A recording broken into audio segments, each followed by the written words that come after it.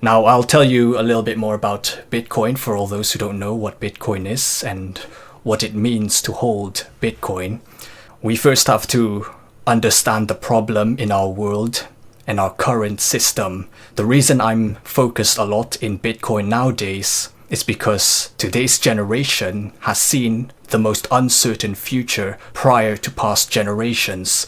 In the 1920s, it only took one person to work to be able to provide for the entire family household. And it's the same thing for the 50s, 60s, and then 1970s. That's when things changed. That's when Nixon took the US dollar from the gold standard, where the currency was no longer fixed to the value of gold. We started to see a small amount of inflation in the economy.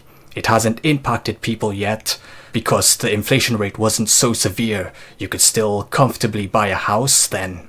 But now in our modern times, as we witnessed a lot of financial crashes, the dot-com bubble, the housing market crash, the lockdown, there's a lot of money that's being printed in the economy based on those crashes. Living in 2025, it's just become a lot more difficult for Gen Zs, millennials, and then Gen Alphas. They're finding out that it wasn't as easy as our parents made it out to be.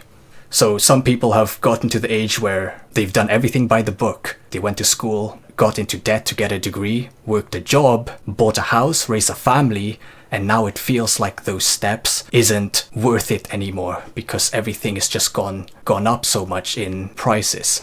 There's even instances where governments want to extend pensions before you could retire, like there's a pension crisis. So it seems to me that the entire system is made out to keep you poor while the 1% keeps getting richer.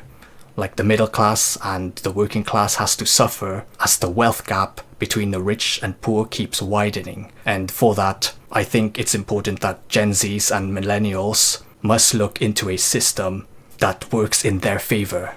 And that is where Bitcoin exists.